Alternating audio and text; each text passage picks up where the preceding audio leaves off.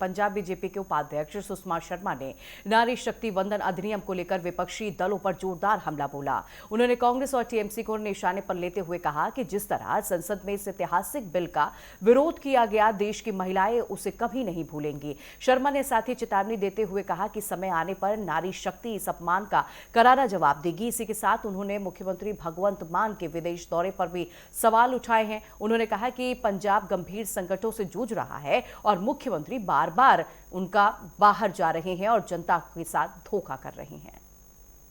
नारी शक्ति वंदन अधिनियम जिस तरीके से लोकसभा में पारित नहीं हो पाया है, देश भर में प्रदर्शन बीजेपी की तरफ से किया जा रहा है। खासतौर से टीएमसी और कांग्रेस के खिलाफ मोर्चा खोला गया है। इस वक्त में मेरे साथ यहाँ पर मौजूद हैं पंजाब बीजेपी के वाइस प्रेसिडेंट और वरिष्ठ नेता सुभाष शर्मा जी।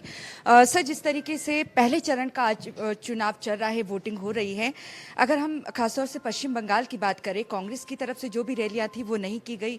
जो प्रस्तावित रैली भी है प्रियंका गांधी राहुल गांधी की, उसे टाल दिया गया है। आप सुप्रीमो अरविंद केजरीवाल कह रहे हैं कि वो टीएमसी का साथ देंगे। जिस तरीके से लोकसभा में हुआ, उसके बाद जो केंद्र में विपक्ष एकजुट हो गया है, उसे कैसे? देखिए, चोर चोर मुसेरे भाई, अरविंद केजरीवाल की दिल्ली में अपनी हार हो गई, खुद एमएलए भी नहीं बन पाए हैं। पंजाब में उनकी सरकार जाने वाली है। कांग्रेस की पूरे देश में दुर्दशा है।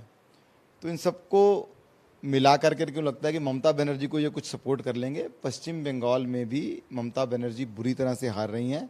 भारतीय जनता पार्टी सत्ता में आ रही है।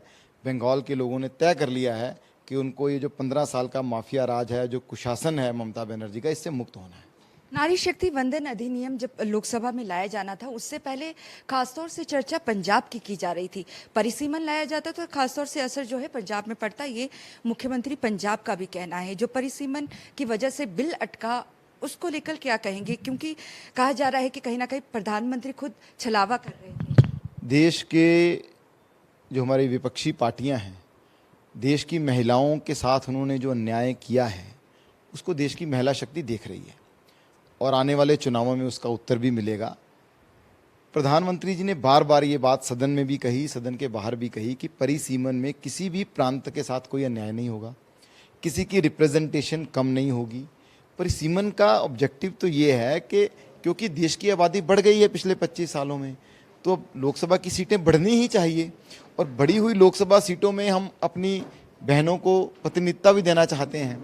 तो ये जो एक ऐतिहासिक काम होने वाला था, जिसने पूरी दुनिया देख रही थी कि भारत अपने देश की महिला शक्ति को किस प्रकार सशक्त कर रहा है, उसमें जो रोड़ा अटकाने का काम इन्होंने किया है, देश की जनता इसके लिए इन्हें कभी माफ नहीं करेगी। तो सुभाष शर्मा जी को आपने सुना, जो कि पंजाब बीजेपी के वाइस प्रेसिडेंट हैं और वरिष्ठ नेता भी हैं। साफ तौर से इनका कहना है कि नारी शक्ति वंदन अधिनियम को लेकर भारतीय जनता पार्टी पुरजोर जिस तरीके से विपक्ष की तरफ से इस बिल को पास नहीं होने दिया, इसके खिलाफ अपनी आवाज को बुलंद करेगी। कैमरामैन दीपक के साथ नेटवर्क 10 के लिए चंडीगढ़ से ईशा ठाकुर।